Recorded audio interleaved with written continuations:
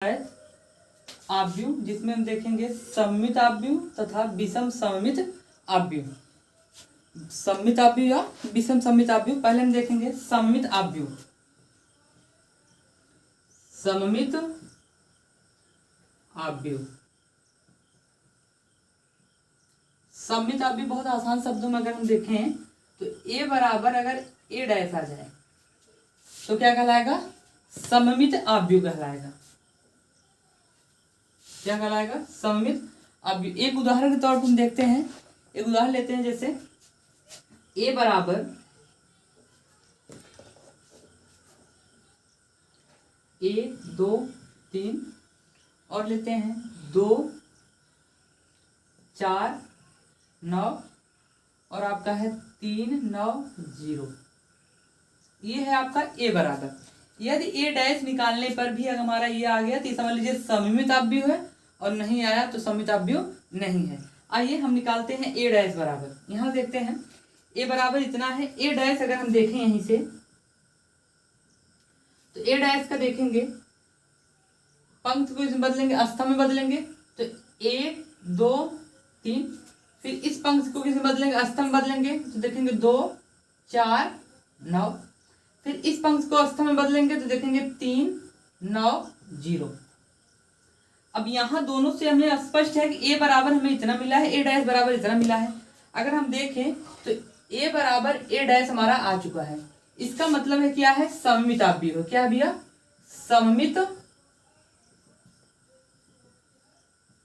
आव्यूह है।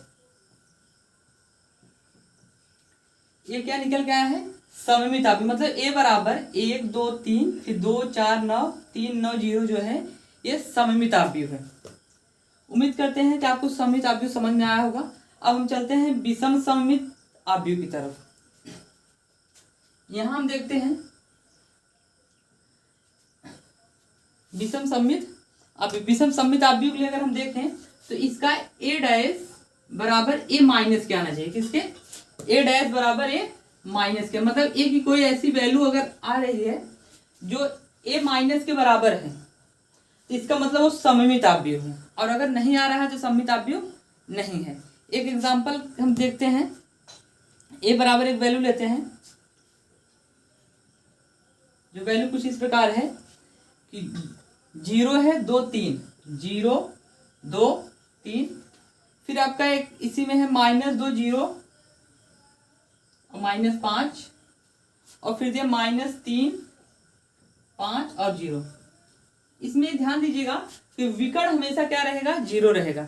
अगर हम इसको शॉर्ट तरीके से इसको समझें तो ध्यान समझिए, विकर्ण चाहे जो रहे, जैसे हम देखते हैं सममित आव्यूह पहले समझ लेते हैं। 1 4 0 है विकर्ण, इस चाहे जो रहे उससे मायने मतलब है हमारा इधर इधर बराबर है। जैसे देख लीजिए, बंद कर लीजिए। यहाँ देखिए 2 यहाँ पे 2 3 तो यहाँ पे 3, यहाँ पे 9 तो यहाँ पे 9। अगर ये हमारा ऐसे बराबर है, विकर्ण के बाद अगर ये दोनों यहाँ पर हैं और ये 9 अगर जैसे यहाँ पर जो अंक है अगर यहाँ पर है तो इसका मतलब है जो क्या होगा? सममित आव्यूह होगा। उसी प्रकार से अगर हम इसको देखें, असममित वाला देखें तो विकर्ण पहली बात हमारा 0 होना चाहिए।